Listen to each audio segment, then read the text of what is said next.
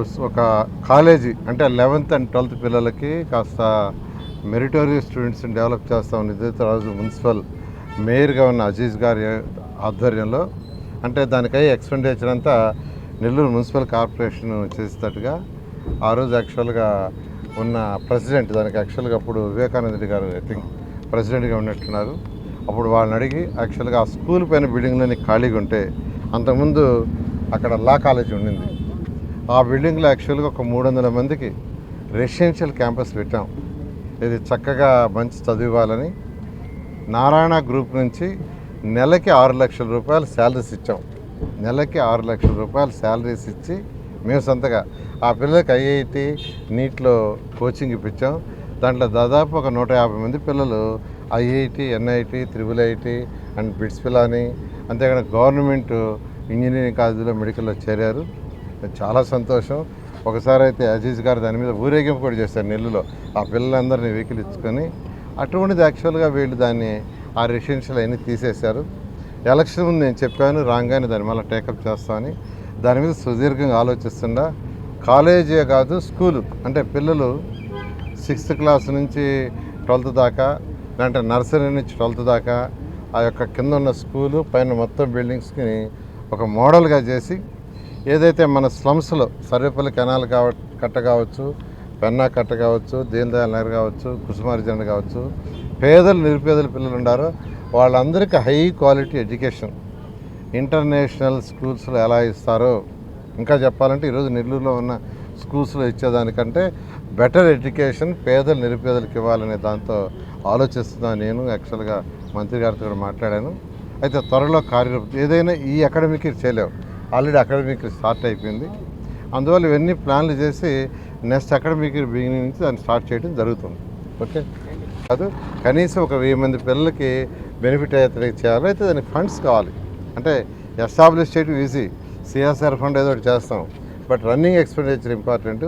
దానికి ఎలా అనేది బడ్జెట్స్ అనేది సీఎం గారితో మాట్లాడి కార్పొరేషన్తో మాట్లాడి ఖచ్చితంగా కనీసం ఒక 1000 మంది పిల్లలు అందులో కనీసం ఒక 300-400 హాస్టల్ మిగతా వాళ్ళు డే స్కాలర్ బెనిఫిట్ అయ్యేటట్టుగా హై క్వాలిటీ అది పేదలు నిరుపేదలకి ఇచ్చే విధంగా చేయడం జరుగుతుంది.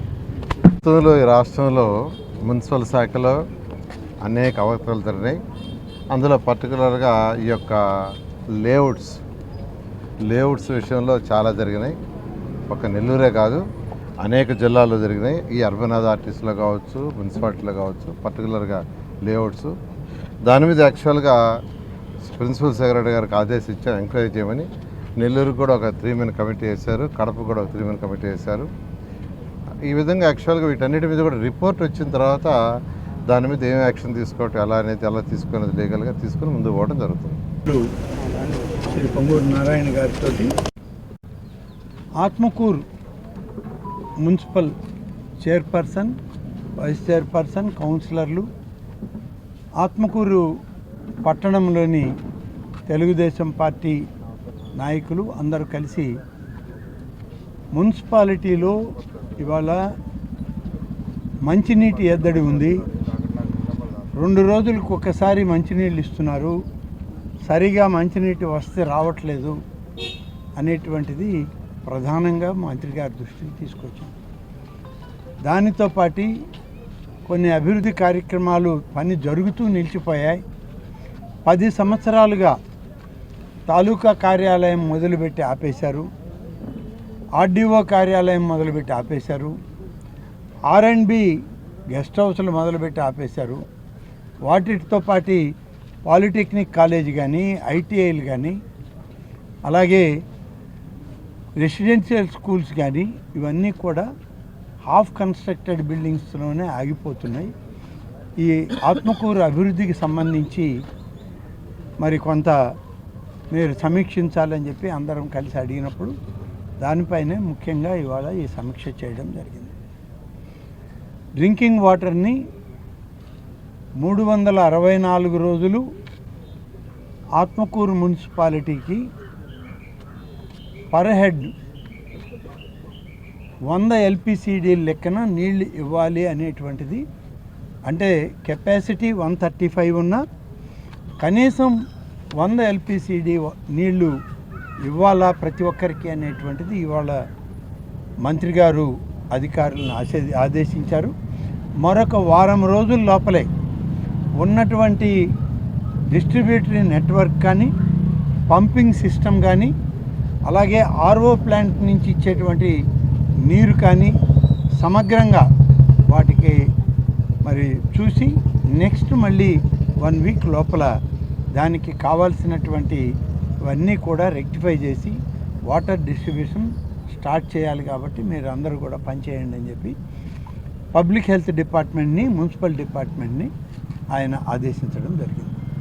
అదేవిధంగా వచ్చేటువంటి ఆదాయ వనరులు మున్సిపాలిటీకి ఏ విధమైన ఆదాయం వస్తుంది, ఎక్కడ లూప్ హోల్స్ ఉన్నాయి అని చెప్పి ఆ లూప్ హోల్స్లో పోయేటువంటి నష్టం ఎంత, వచ్చేటువంటి పన్నులు, ప్రజలు కట్టే పన్నులు ప్రజలకు ఉపయోగపడుతున్నాయా లేదా, ఇవన్నీ కూడా మంత్రి గారు చాలా క్షుణ్ణంగా తనిఖీ చేయడం జరిగింది, సమీక్షించారు.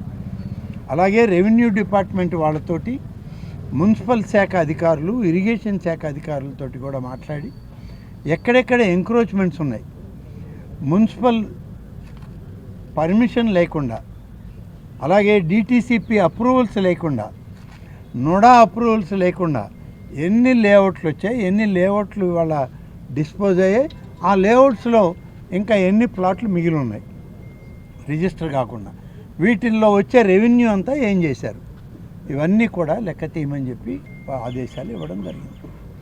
ప్రధానంగా వీటితో పాటు ఆత్మకూరు మున్సిపాలిటీలో ఉన్నటువంటి మున్సిపల్ బస్ స్టాండ్ టోటల్గా స్ట్రక్చర్ని డిమాలిష్ చేసి కొత్త స్ట్రక్చర్ నిర్మాణం జరిగింది. దానికి ఫండ్స్ ఎక్కడి నుంచి వచ్చాయి, ఫండ్స్ ఎవరు ఇచ్చారు, ఏ డిపార్ట్మెంట్ ఇచ్చింది, ఎవరు టెండర్స్ పిలిచారు, ఎవరు డిజైన్స్ చేశారంటే మున్సిపల్ అధికారులు చెప్పలేని పరిస్థితుల్లో ఉన్నారు. ఆ బస్ స్టాండ్లో కొన్ని షాపింగ్ సెంటర్స్ కట్టారు. గతంలో మున్సిపల్ బస్ స్టాండ్లో ఉన్న షాప్ కీపర్స్కి ఇప్పుడు కొత్తగా వచ్చిన దాంట్లో షాపులు ఇవ్వలేదు. ఆ షాపులన్నీ కూడా అలాగే ఉంచేశారు. మరి వాటికి వచ్చే రెమ్యూనరేషన్ ఏంటి, రెవెన్యూ ఏంటి అనేది కూడా ఆయన క్షుణ్ణంగా పరిశీలించారు.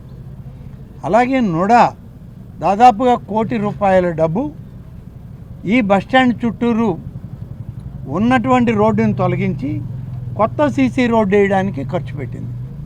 ఇది ఎక్కడ మంజూరు చేశారు, ఎవరి రిక్వెజిషన్ మీద మంజూరు చేశారు, పనులు ఎవరు చేశారు అని అంటే దాన్ని కూడా నోడా అధికారులు వివరాలు ఇవ్వాలని చెప్పి మంత్రి గారు సూచించడం జరిగింది.